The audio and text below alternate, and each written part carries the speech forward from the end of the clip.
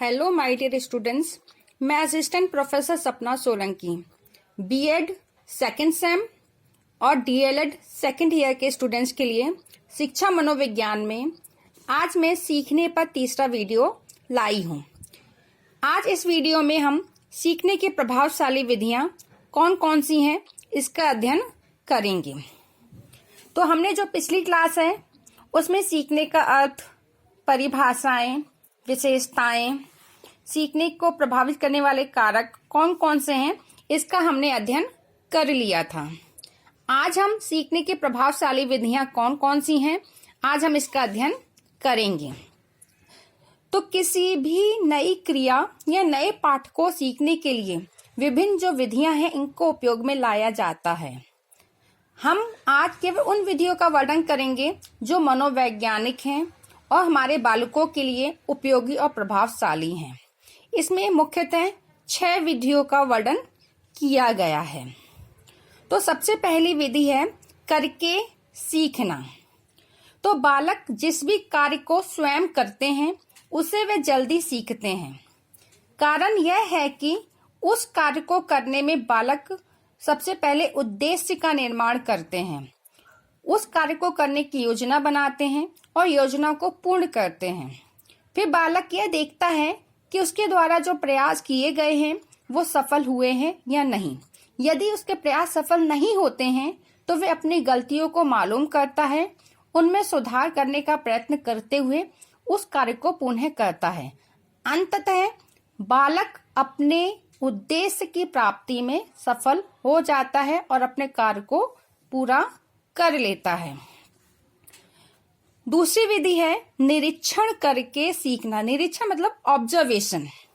तो बालक जिस भी वस्तु का निरीक्षण करते हैं कि ऑब्जर्व करते हैं उसके बारे में बच्चे जल्दी और स्थायी रूप से सीखते हैं। यही कारण है कि बालक निरीक्षण करते समय किसी भी वस्तु को छूते हैं, उसको प्रयोग में लाते हैं, उस वस्तु के बारे में बातचीत करते हैं। यानी कि बालक अपनी एक से अधिक जो ज्ञान इंद्रियां हैं, आंख, नाक, कान, हाथ आदि का उपयोग करते हैं और उस ज्ञान को बालक अपनी स्मृति पटल यानी कि मेमोरी में उस वस्तु का चित्र बना लेते हैं और उसको वो कभी भी भूलते नहीं। यानी कि उसका जो ज्ञान होता है वो स्थायी ज्ञान हो जाता है। तीसरा है परीक्षण करके सीखना। परीक्षण मतलब एक्सपेरिमेंट। तो बालक नई बातों की खोज करता है और नई प्रकार की खोज करना जो है एक प्रकार का सीखना ही है। बालक इस खोज को परीक्षण यानी कि एक्सपेरिमेंट के द्वारा कर सकता है। परीक्षण के बाद वह किसी भी निष्कर्ष पर पहुंचता है। बालक जिन बातों को सीखता है उसके ज्ञान का अभिन्न अंग हो जाती है। इस चीज को हम एक उदाहरण के द्वारा समझ सकते हैं कि बालक यह परीक्षण करना चाहता है कि गर्मी में जो ठोस और तरल मतलब जो लिक्विड और सॉलिड चीजें हैं इन पर गर्मी का क्या प्रभाव पड़ता है। वैसे तो बच्चा इन चीजों का अध्ययन पुस्तक में भी कर सकता है और सीख सकता है, लेकिन ये उतना महत्वपूर्ण नहीं होता जितना बालक स्वयं परीक्षण करके सीख सकता है। चौथी विधि है सामूहिक विधियों के द्वारा सीखना। तो सीखने का जो कार्य है वो व्यक्तिगत भी होता है और सामूहिक विधियों के द्वारा भी होता है। लेकिन सामूहिक और व्यक्तिगत में जो सामूहिक विधि है वो बहुत ही अधिक उपयोगी और प्रभावशाली इसको माना जाता है। तो सामूहिक जो विधियां हैं उसके कुछ मुख्य भाग हैं या मुख्य सामूहिक विधियां हैं। उसमें पहला है वाद विवाद विधि। इस विधि में प्रत्येक छात्र को अपने विचार व्यक्त करने और प्रश्न पूछने के अवसर दिए जाते हैं। दूसरी है वर्कशॉप विधि।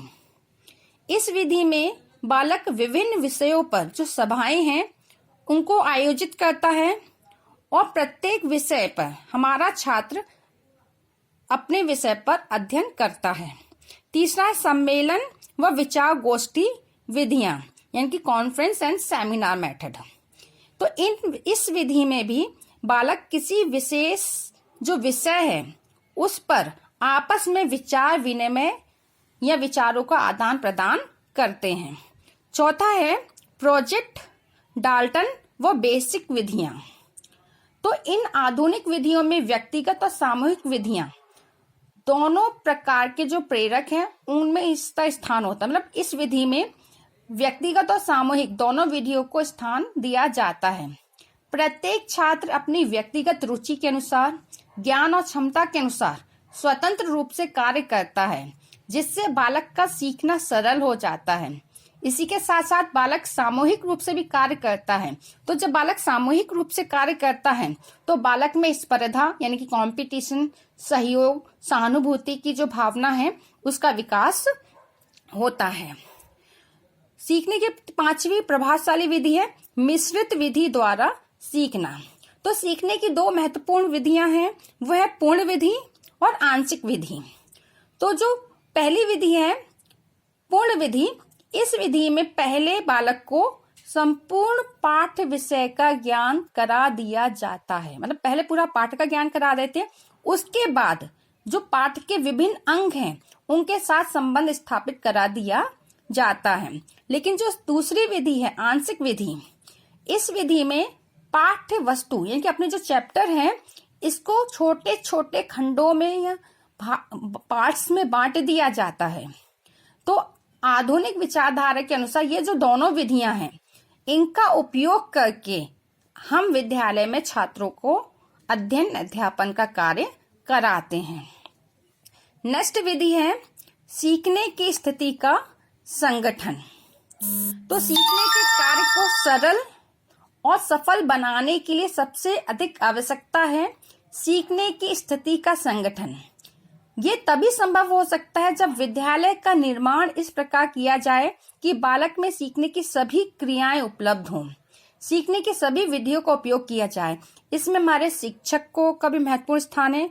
योग और प्रशिक्षक जो शिक्षक हैं, पुस्तकालय हैं, विद्यालय का वातावरण, क्लास के अंदर का वातावरण, बालकों की बैठने की उचित व्यवस्था, हवा और प्रकाश की उचित व्यवस्था, हमारा मैनेजमेंट, हमारे कर्मचारी विद्यालय के सभी के सहयोग से ही हमारे जो बालक हैं उनमें सीखना प्रभावशाली होता है। इसी के साथ हमारा जो सीखना है आज कंप्लीट होता है। अगली क्लास में हम जो सीखना है उसके विभिन्न जो सिद्धांत हैं उनका अध्ययन करेंगे। धन्यवाद।